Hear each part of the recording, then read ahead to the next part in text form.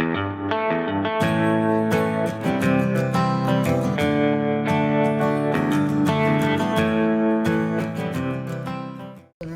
is right about NFL news and stuff based like that. Today I'm doing the 2021 mock draft mock draft 1.0. This is going to be picks 1 through 16. The other picks will come out later. Pick 1, the Jacksonville Jaguars. Trevor Lawrence, he's the best quarterback in the draft and the best talent since Andrew Luck out of Stanford in 2012. Well, it's kind of ironic. His last name is Luck, but he was unlucky in his football career. After only 7 years, he left at age 28 because of his offensive line. I hope Lawrence's career doesn't go like that. Pick 2, the New York Jets. Jamar Chase is the second best wide receiver in the draft. If he played this year, he would be the best. But Devontae Smith makes a hard case. Sam Darnold has potential. He was the 4th pick for a reason. Adam Gase was the reason they went 0-12. But when Sam Darnold came back and won 2 games, they were 2-14 at the end. Pick 3, Houston Texans. From the Houston Texans, the Miami Dolphins. From the Houston Texans. Devontae Smith, the Heisman winner, and Tua reunite, and that is an excellent team. Good offense with excellent defense. They might make a deep playoff run since, in my opinion, Devontae Smith is the best receiver in the draft. So, pick number 4, Atlanta Falcons. Zach Wilson. It's an easy pick. He's probably the second best QB in the draft, and Matty Ice is freezing up. Badum ching.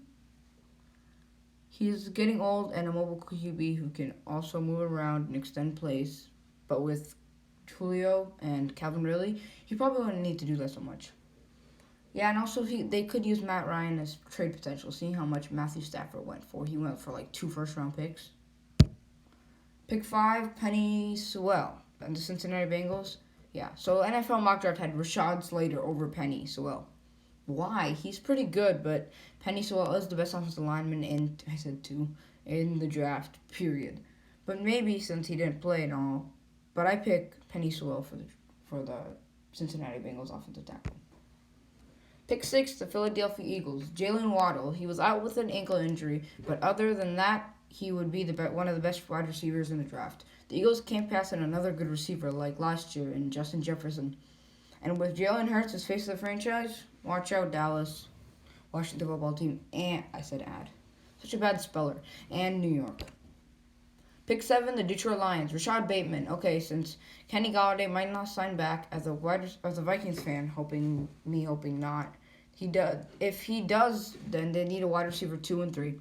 Marvin Jones might be one of them. When I was planning this on January 30th, I was thinking Trey Lance, but when I heard the blockbuster trade, so that's why. I heard the blockbuster trade, so that's why Rashad Bateman. Also, he is the best wide receiver left. Pick 8, the Carolina Panthers. Makes sense. Justin Fields had number 1 pick written all over him, and still has the possibility of being one. But offensive. Ohio State University QB's untrustworthy curse thing has probably propelled him to the 8th. And also to Trevor Lawrence and Zach Wilson. Yeah, Zach Wilson. Matt Rule probably never picked this high again. Why not pick a long-term stud for their franchise? Pick 9, the Denver Broncos. Caleb Farley. He's one of the best cornerbacks in the 2020 draft. And his talents can be used very well in the Vic Fangio off defense. With the departure of Chris Harris, Caleb Farley and Justin Simmons, if re-signed, would make one of the most premier safety and cornerback duo in recent memory. Pick 10, Dallas Cowboys. Kyle Pitts. The tight end the Cowboys aren't really good, but if Dak Prescott re-signs, then a good tight end with CeeDee Lamb, Amari Cooper, and Michael Gallup, they might get into the playoffs, also in a crappy division. Pick 11, New York Giants. Rashad Slater. Giants are all in on Daniel Jones, so why not give him protection? Rashad Slater is the second best offensive tackle in the draft, and Daniel needs blocking so he doesn't trip again. That joke made no sense at all since he tripped when he was running down. But okay. San Francisco 49ers, comment down below. I have no idea who they should pick. I got no idea. I've been trying to see what positions they need. I mean, quarterback, but Jimmy Garoppolo. Trey Lance, but Jimmy Garoppolo might play well. And running back they already have. Tight end they already have. Wide receiver, there isn't really any first-round potential wide receivers left. But yeah, comment down below who you think they should take. Okay. Pick 13, the LA Chargers. Christian Darrisaw.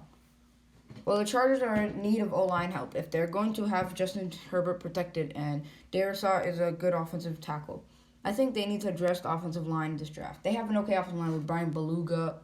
Is that his name? Beluga? Really? Wow. But yeah, pick 14, Minnesota Vikings. Aljaya Vera Tucker is one of the most clean and polished offensive guards in the 2020 draft. Vikings have problems at the offensive guard position. Offensive tackle is a position of need, but offensive guard is a bigger need. After we started to go to Dakota Dozier, I left that guard. Yeah, guard is definitely a position. Pick 15, New England Patriots, Trey Lance. It's not really realistic that he falls down here, but if Pats have the chance to take him, they have to take him. Brady was the cornerstone on the team, but we knew that was going to end, so why not have another person to start a new dynasty with a young, mobile quarterback? And I think that he'd also succeed in the Bill Belichick era. Everyone does, to be fair, except some people, but yeah. Pick 16, Patrick Surtain II. The Cardinals will probably be losing Patrick Peterson, so cornerback is a need in the offseason and draft. And it has been one of their needs in the last couple of years. They've had Patrick Peterson, but no number 2 or 3 to solidify that defense. Yeah. Hope you liked it. The picks 17 and 32 is coming out later next week. And yeah, bye.